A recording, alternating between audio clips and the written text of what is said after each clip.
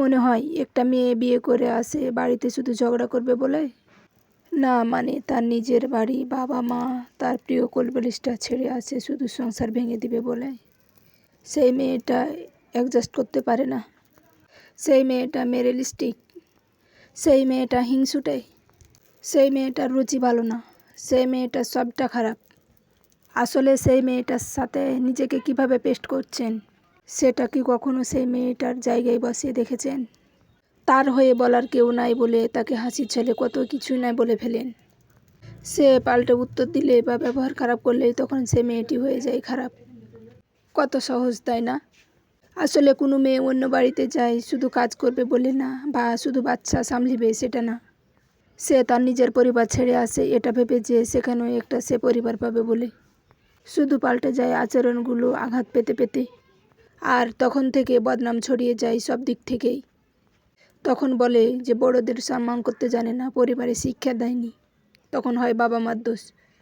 প্রতিটা মেয়ে তো চায় যে সবাই যদি ছেড়ে চলে যায়, স্বামী যেন সবসময় পাশে থাকে, কিন্তু সবার কপালে তো সেটা আর জোটে না। ওপরওয়ালা কারো কপালে অনেক সুখ লিখেছে, আবার কারো কপালে এতটাই মানে কষ্টদায়ক কষ্ট রেখেছে যে স্বামীর বাড়িতে তাকে মানুষ বলে গণ্য করা হয় না, তো সে এতটাই কষ্টে থাকে। তবে কিছু করার নয়, ওপরওয়ালা কপালে যাই লিখেছে তাই হবে। তো এখানে আমার ছেলে আর আমার দুই ছেলে, মানে বলছিলাম যে ফটো তুলবো, তো দুই ছেলে বসে আছে দেখেন। তো একটা আমার ছেলে আর একটা আমার ভাসুরের ছেলে।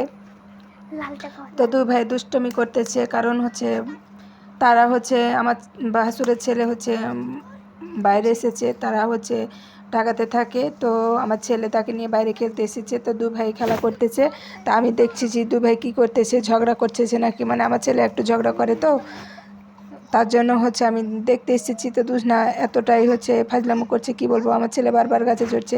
তো আমি তাদেরকে ডাকতে এসেছি যে চলো এখন, মানে যেহেতু বাগানের দিকে এখন মানুষজন কম, যেহেতু কুকুর আছে অনেকগুলো, এখন কুকুরের অনেকগুলো বাচ্চাও হয়েছে, তো কুকুরে অনেকগুলো একসাথে থাকছে। তো যেহেতু কামড় দিয়ে দিবে, কারণ মুরগিগুলোকে তারপর হাঁসগুলোকে খেয়ে নিচ্ছে।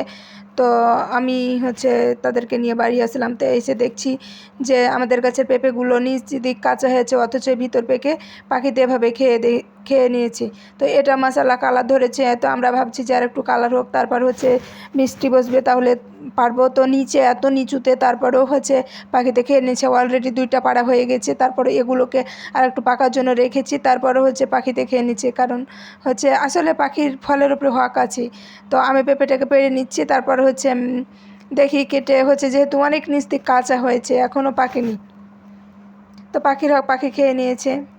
তো এখানে রাত্রেবেলা বিছানাটা ঝাড়ু দিয়ে দিচ্ছি, কারণ যেহেতু রাত্রেবেলা ছেলেকে পড়ালাম, তো আমি বিছানাটাকে ভালোভাবে ঝাড়ু দিয়ে নিব।